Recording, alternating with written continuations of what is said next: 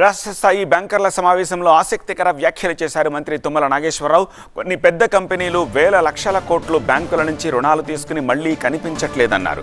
బ్యాంకర్లు నిబంధనల ప్రకారమే వారికి లోన్లు ఇస్తే కోట్ల రూపాయలు ఎలా ఎగ్గొడుతున్నారని ప్రశ్నించారు. ఇది సామాన్యుల నుంచి వస్తోన్న ప్రశ్న అని చెప్పారు. దీనివల్ల బ్యాంకర్లపై ఉన్న విశ్వసనీయత తగ్గే ప్రమాదం ఉందన్నారు. పేదలకు పెద్దలకు ఒకే రకమైన న్యాయం ఉండేలా వ్యవహరించాలని బ్యాంకర్లను కోరారు. రైతులకు ఇచ్చే రుణాల శాతాన్ని పెంచాలని సూచించారు.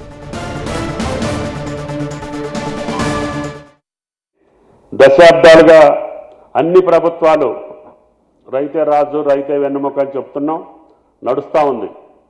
కానీ కొన్ని ఫిగర్స్ చూస్తే భయం వేస్తుంది.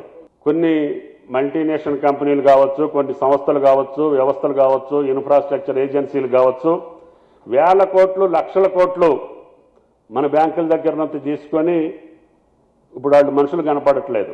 మీకున్నటువంటి నిబంధనల ప్రకారంగా ఇస్తే ఇన్ని లక్షల కోట్లు వాళ్ళు ఏ రకంగా ఎగ్గొట్టగలుగుతున్నారు అనేది సామాన్య ప్రజల మస్తిష్కంలో ఉండేటటువంటి ప్రధాన సమస్య.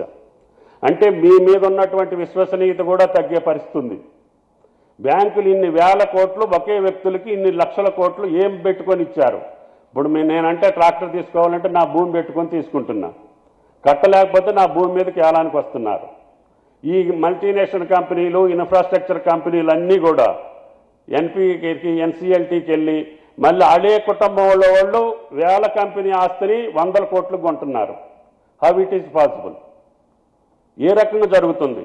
ఆ ఫిగర్స్ చూసి ఎగ్గొట్టిన వాళ్ళని చూసి మేము కూడా దానికి అలవాటు అవ్వాల్సిన పరిస్థితి వస్తుంది.